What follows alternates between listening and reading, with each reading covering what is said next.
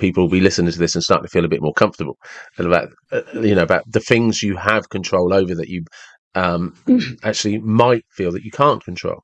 It's just understanding that the logical part of your brain, or the rational part of your brain, isn't where you need to seek control.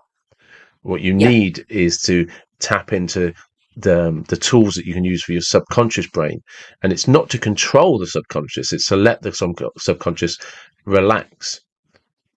And to let it know when perhaps it's got it wrong. To kind of accept. I know you're trying to keep me safe, but maybe not in this way.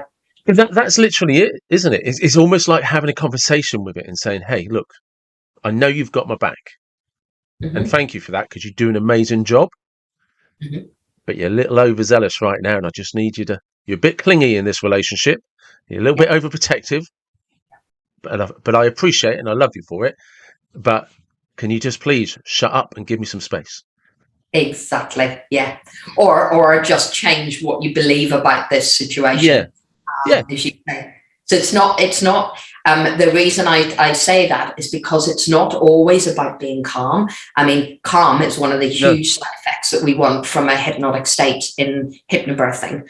Positive side effect, obviously. But we also enter hypnotic states, which we enter up to 600 times a day as an average human adult.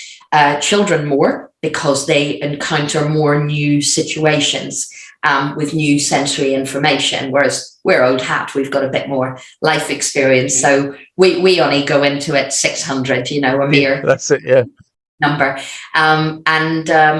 I've forgotten what I was going to say now. So because we're entering into that 600 times a day, we are processing all of the information that comes in. So all of that is collecting. Most of it will collect dust. Like, there's a mark on my wall over there. It's only a tiny mark. It's not causing anybody problem. My brain is taking in that signal plus so many other things at once.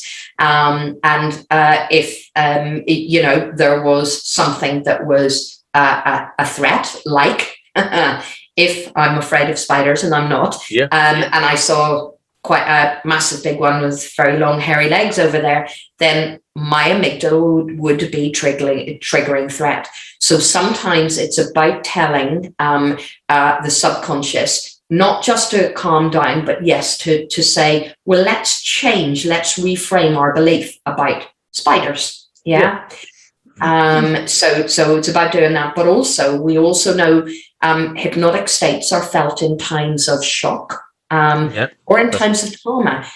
We dissociate what we just can't deal with right now. So somebody with that's just suffered a major bereavement is suddenly going, what sandwiches do you reckon we should have, at the funeral? And everyone else is going, have you even sussed what's just gone on, the enormity of what's happened here? But actually they haven't. And it's a hypnotic state that helps them to detach from that. Now, that's not calm. That's a kind of a detachment, a dissociation. Same thing happens in genuine trauma. We detach from that experience.